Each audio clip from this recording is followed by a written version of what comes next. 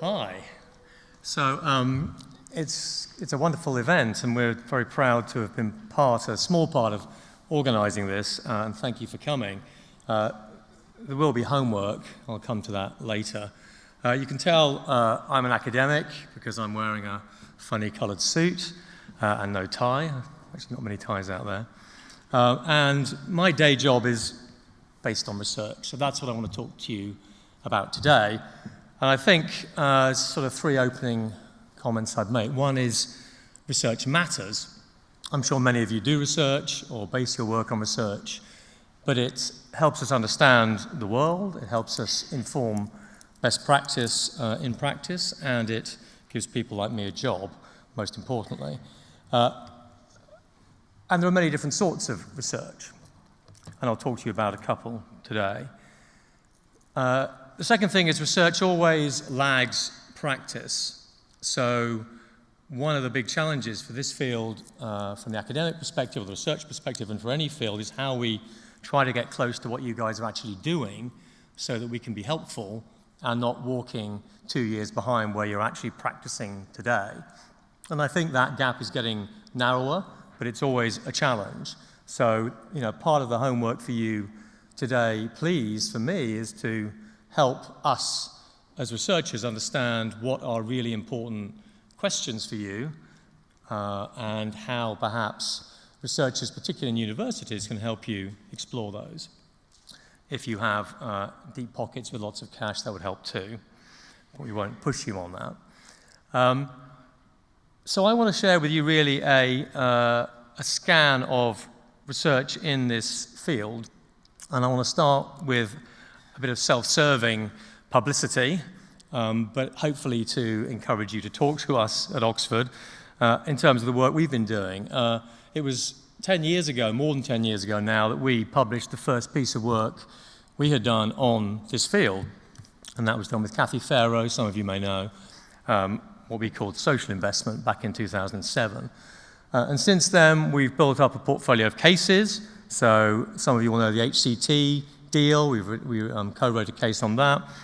We did the first case study in the world on social impact bonds, the Peterborough bond, and we've more recently done an in-depth analysis of big society capital in terms of how they came into being. We've also published a bunch of more formal academic papers on different issues in the field. These are the ones it's hard to get hold of. Everything else pretty much is publicly available. This stuff you'll have to email me if you're interested to get it, and I'll sneak it out to you. We've contributed to books. Lester Salomon's book here was one of the very first to try to capture different aspects of the field. Some of you may have contributed to that. And we have produced our own books, and they're all very reasonably priced and available at all good bookshops.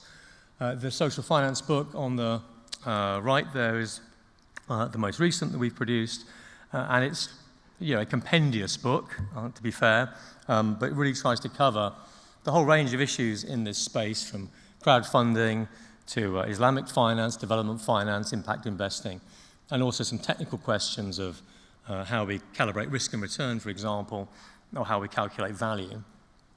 So there's a body of work there that we've been doing for more than 10 years.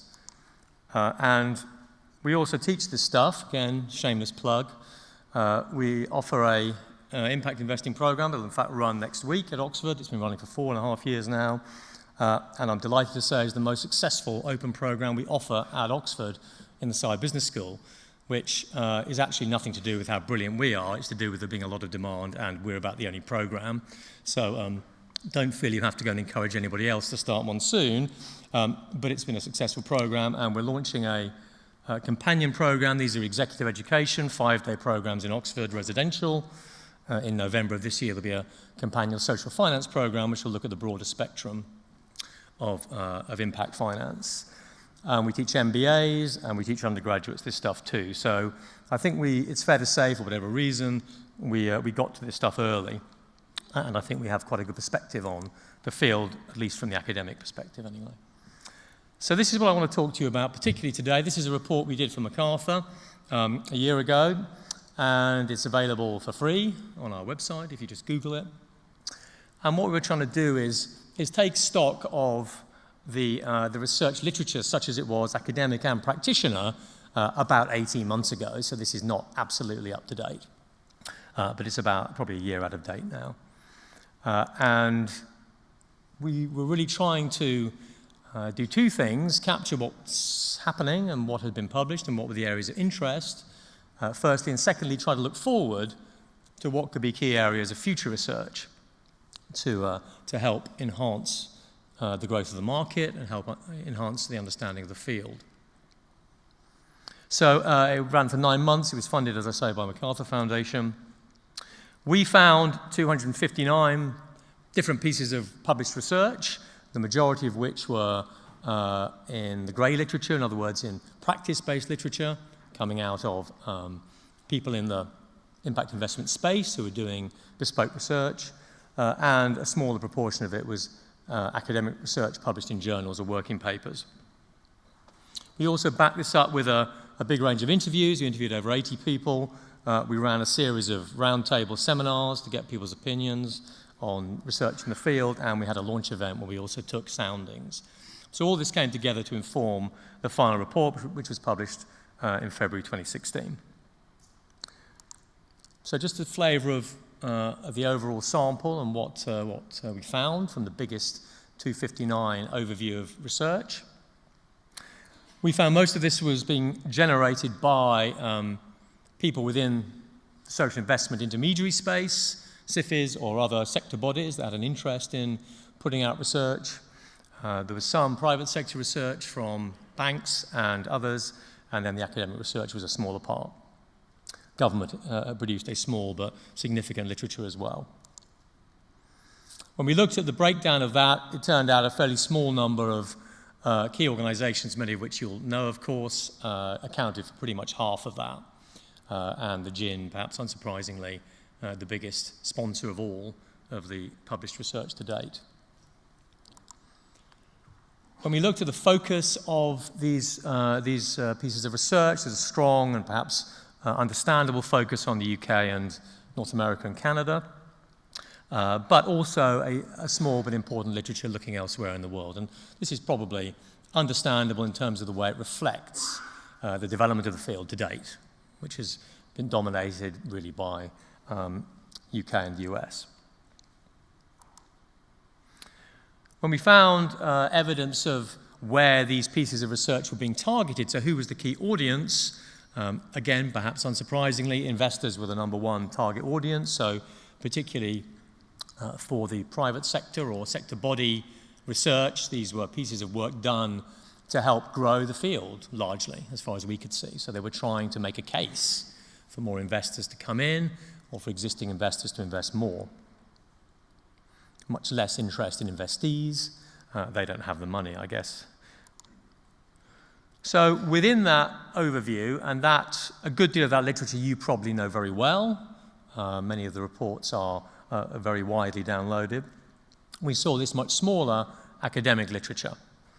And really, the overview of that is here, which is it became clear to us there's a very small number of people like us working in universities around the world on this field. And this is partly because of that point I made earlier, I think, about academic research particularly lagging behind practice. It's difficult to get academic papers out, to get promotion, to get positions in academic institutions working on fields that are very early stage. There's sometimes a kind of legitimacy problem there. So we thought it was less than probably 60 academics working on this stuff around the world, at least at this point in our snapshot. And for those that were working on it, it was not their core job.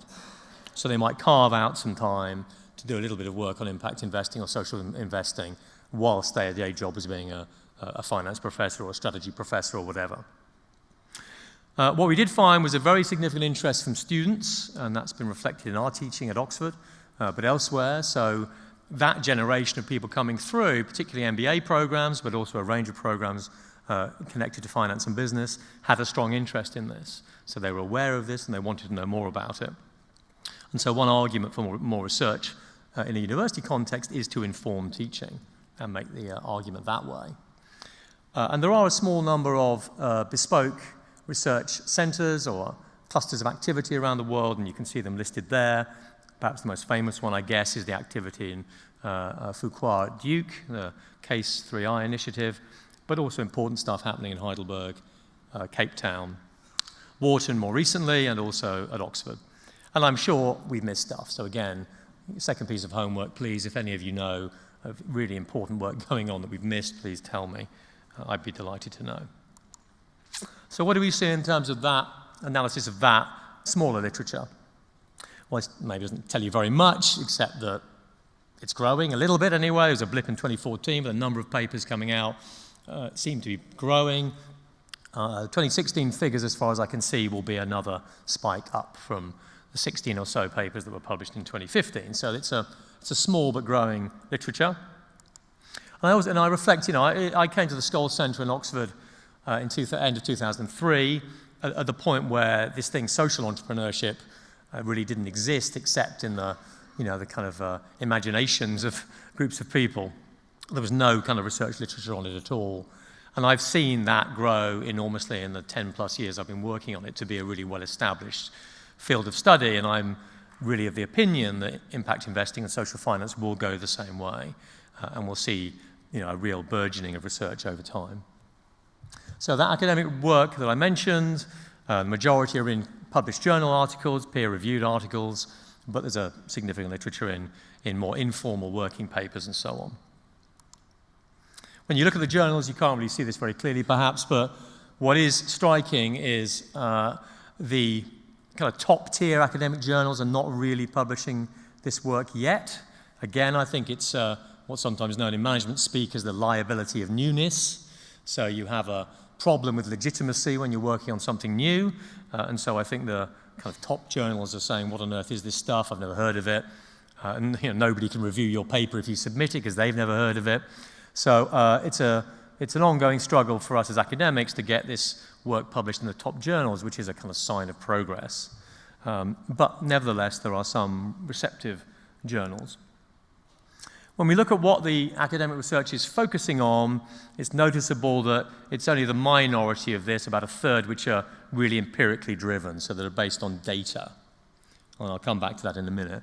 But most of the work has been more theoretical, more hypothetical, around what could this field mean in terms of existing theory, or how could we build theories of impact investing and social finance that would be useful to practitioners and meaningful to academics.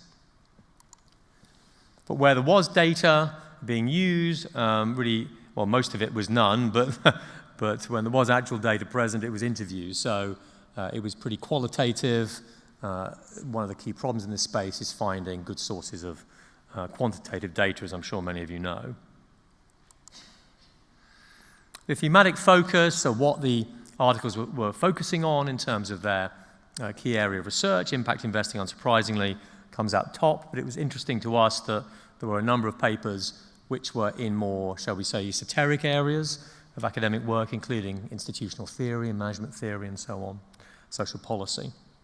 So the picture was of academics across a range of disciplines beginning to find their own piece of interest in this emerging field of practice.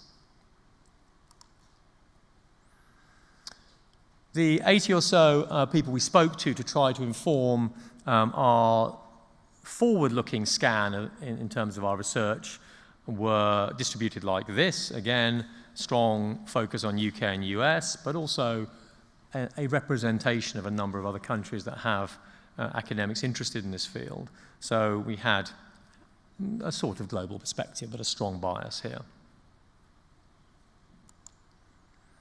So what did the interviewers tell us, the interviewees tell us in terms of their areas of interest and where we might go forward with this field? Strong interest in the role of public policy, impact measurement for all its problems, as John was hinting, and regulatory frameworks. So there was, a clear evidence that the macro level drivers and framing issues around the field were important. How do measurement and accounting structures support, grow, critique the performance of this space? What's the role of government and policy and regulation? And I think if we look back on history and we consider how the field of finance has emerged over the last 100 plus years, we can see these as some of the key issues in that field's emergence. And we can trace an interesting line of work going right back into the early part of the 20th century, where we can see research and academic research helping inform the development of regulatory, accounting, and policy structures around mainstream finance markets. And I often feel that that's, in this space, we're sitting kind of like people did back at the beginning of the 20th century in finance, where there were really very few clear accounting or regulatory structures, very few policy agendas, a kind of wild west of investment happening informally and through semi-formalized structures. And we've come a long way since then, obviously, to the markets we have today. But I think we're kind of back at that Wild West point now. So when we look to the development of impact investing going forward, we can see what we can learn from history. And the history is the history of how finance markets developed. And within that, as a piece for academics, I think we can see. Another major issue was the lack of good data. I mentioned that already, but it's a major constraint. So there is really very limited aggregated empirical evidence. You don't have a Bloomberg of this stuff. You don't have easy ways to access large data sets of performance, large data sets of, kind of risk-adjusted returns, and so on. The problem is this is the least sexy thing to do. Building the plumbing of this space, this market, is the thing that people want to pay for least. But it's the thing, I would argue, that's most important for us to get out of this early stage of impact investing. So it may well be that academics, because we have access to other resources than more practical research, may be able to help in this unsexy but critical task of building data sets. I'll come back to kind of the role of academics in a moment. So we have no accepted data standards, and really we have no aggregated data sets that are public, at least. There may be private data sets that you all work with, but they're not public. And this is a real problem, particularly for finance and economics. My colleagues in finance and economics are interested in this space, but they say to me immediately, where's the data set? They're used to working with large, robust data sets to do their work, and I can't offer them that. So then when we talked about the future, 4 things came out of our discussions with our academic colleagues around the world. More work on segmenting the field, so looking at different research questions across the market, from investors to investees and in the intermediary space. More work on data and transparency, more work on policy. And then a general set of questions about how different academic disciplines might find their way into researching this space. These are snapshot slides from the report. They're kind of quite unwieldy for you to look at now. I recommend you to download the report if you're interested. But they capture the conversations we had. So you can see this is the first point about better segmentation of the field, and we broke down the kind of possible research areas by investor, and intermediary largely, and we came up with a series of possible research topics within this. So again, if you can glance at this or have time in future to look at this research and help us understand what we missed, what is a key issue for you guys that maybe you don't have sufficient bandwidth to work on, but you might want to work with academic partners on, it's really helpful if you can help us understand that. Because, a good deal of what we do is esoteric, and it is, self-reflexive and working in the kind of academic bubble. But for many of us, the real incentive to do this research is to try to contribute something, however modest, towards the development of the field. And that's where we need you guys. So the second point was about data and transparency, so a lot of questions about measurement, audit, accounting, performance reporting. Again, what can we learn from the history of the development of accounting and accounting research that might help us understand how to do this better in our field? Policy and regulatory questions. What is the role of government? Where's government got it right? Where's it got it wrong? I mean, we're lucky in the UK that we have a longer history of government involvement in this space than pretty much any other country, in the modern age anyway. And there's a lot we can learn by analysing what worked and what didn't work in UK government policy, what is transferable and what is not transferable. And I'm sure you find this in your travels around the world, but when I go around the world, as I'm lucky to do quite a lot, most places I go that have an interest in this field ask me about the UK. You know, what happened with SIBs? What happened with big society capital? What's happening with unclaimed assets? How has the market developed? What was the role of different government funds and government policy? Where was it a mistake? Where was it a hindrance? Where was it successful? How can we learn from that? And then the final sort of bucket of topics and responses we got were more academic focused. They were to do with, well, if you are a finance professor or a sociology professor or professor of development economics, how will you find your way into this space? What will be your angle? What will be your area of interest? What will be key questions that you might want to ask? And our feeling about this was, this is significant because it allows a diversity of perspectives. It may well unearth different market opportunities or different critiques or different barriers to the development of the market that wouldn't just be seen, say, from a conventional finance lens. Because we can learn a lot from the history of development finance, for example, that may not always be in the room in some of these events. So we found this a particularly exciting conversation. Okay, so just to sum up, we think academic research is distinctive, and it's distinctive, and I mean distinctive from more practice-based research for these reasons, and some of these we see as positives, you may well see as negatives, I don't know. We think it's important because it builds theory, so academic research doesn't operate in isolation. So rather than, you know, many of the practice-based reports that we've read in the course of this study, which just focus on one set of issues as if they're just a unique set of issues isolated from anything else. Academic research, by its very nature, has to build off of other people's work, has to reflect other trends and historical trajectories. And we think that allows it to be, capture more of the field. It's based on academic discipline, so it also has its own rules, but also its own robustness because of those disciplinary traditions. It's published on equality constraints. If you want to publish it in an academic journal, you will be reviewed blind by 2 to 3 other academics, sometimes 2 or 3 times before you get published. It can take 2 years to get published, another problem in the time lag kind of scenario. But what it does mean is that when you get published, it's probably quite good. It's probably quite robust. The truth is, I'm sure you know this, there's a good deal of practice-based research which really isn't very good at all, and partly for those reasons. It's less time constrained, so we can work on this stuff not over a 2-week, 4-week, 6-week project budget. We can work on this stuff over longer time periods to tease out key issues.